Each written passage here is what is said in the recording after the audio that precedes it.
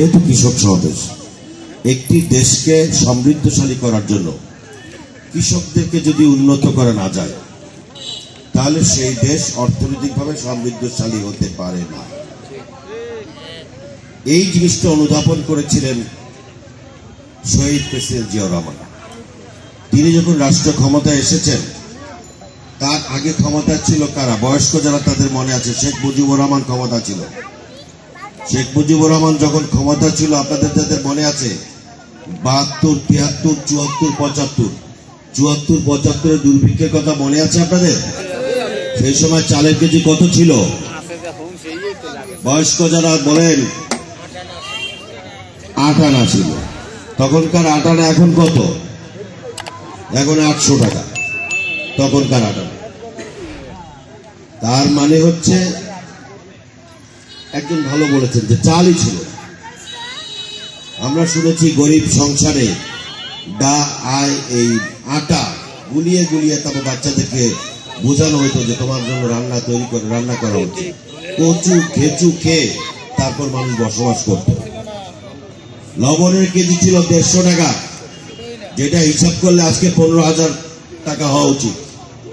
অর্থাৎ কৃষকদের প্রতি কোনো গুরুত্ব না দেওয়ার কারণেই সেই সময় 74 সালে দুর্ভিক্ষ তৈরি হয়েছিল বাংলাদেশে। মানুষ না খেয়ে মৃত্যুবরণ করে না, এটা একটা সারা দেশের প্রবাদ রয়েছে, কিন্তু সেই সময় খাবারের অভাবে মানুষকে না খেয়ে মরতে হয়েছে। এটাই বাস্তবতা। কারণ কৃষকদের জন্য যে সমস্ত কাজ রাষ্ট্রীয়ভাবে করা উচিত, সেই কাজগুলো সেই রাষ্ট্র করে নাই।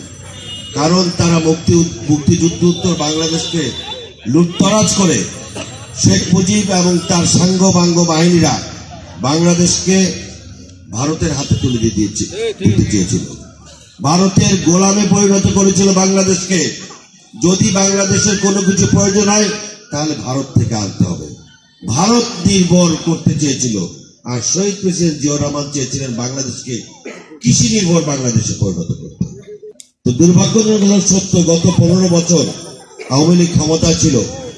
একটি রাষ্ট্র ক্ষমতা থাকলে কৃষি সরঞ্জাম, সেচ সরঞ্জাম, বোঝেন না বিলাম তারা, এই কৃষির জন্য যেগুলো লাগে, সেচ সরঞ্জাম বলতে যা বোঝায়, সেই জিনিসগুলোর প্রতি রাষ্ট্র ভর্তুকি দিয়ে কৃষকরা যাতে উৎপাদনে উৎসাহিত হয় সেই ব্যবস্থা করে। আর গত 15 বছর এবং এর আগে আওয়ামী লীগ যখন ক্ষমতা ছিল, তাদের বক্তব্য ছিল যে না, কৃষকদেরকে স্বনির্ভর করার প্রয়োজন নেই। পেঁয়াজ দরকার, ইন্ডিয়া থেকে পেঁয়াজ নিয়ে আসে, তারপর বেশি দামে পেঁয়াজ বাংলাদেশে পাবে, মানে বাংলাদেশের মানুষের পেঁয়াজ নষ্ট হয়ে যাবে। একটা লাউ বাজারে গিয়ে দেখেন 50 টাকা, আর কৃষক যখন বিক্রি করে তখন তার পায় 10 টাকা। ঢাকা শহরে গেলে একটা লাউ 80 টাকা, আর শায়স্তাবাদে যে তৈরি করবে সে পায় 10 টাকা। কারণ কি?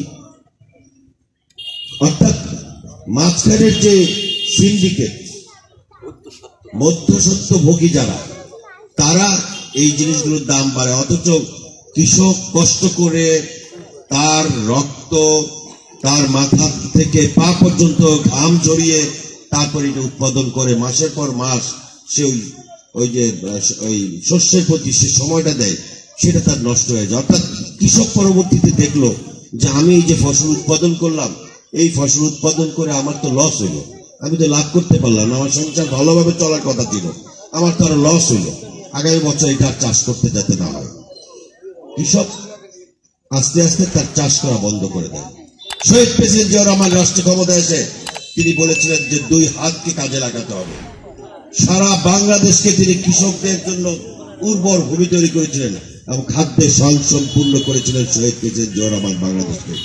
বাংলাদেশের খাদ্য উৎপাদন করার পরে, খাদ্য স্বয়ংসম্পূর্ণ হওয়ার পরে অন্য দেশে রপ্তানি করা হয়েছে শহীদ প্রেসিডেন্ট জিয়াউর রহমানের আমলে সর্বপ্রথম।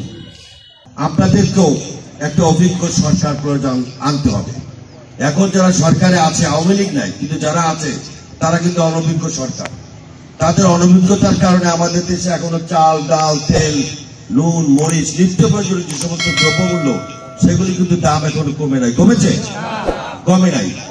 আর শেখ মুজিবের আমলে যেই লবণের কেজি ছিল 150 টাকা, যেই চালের দাম ছিল 10 টাকা 12 টাকা, যেই দ্রব্যমূল্য ছিল আকাশচুম্বী, মানুষ কিনে খেতে পারতো না।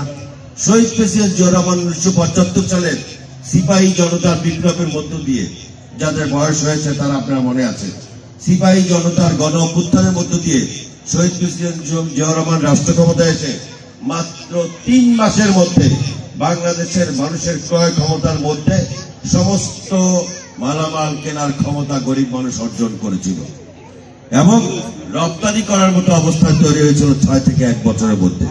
তাহলে সেই রকম একটি কৃষি নির্ভরশীল, আত্মনির্ভরশীল বাংলাদেশ যদি আমাদের তৈরি করতে হয়, তাহলে অভিজ্ঞ, দেশপ্রেমিক, জাতীয়তাবাদী আদর্শের সরকার প্রতিষ্ঠা প্রয়োজন।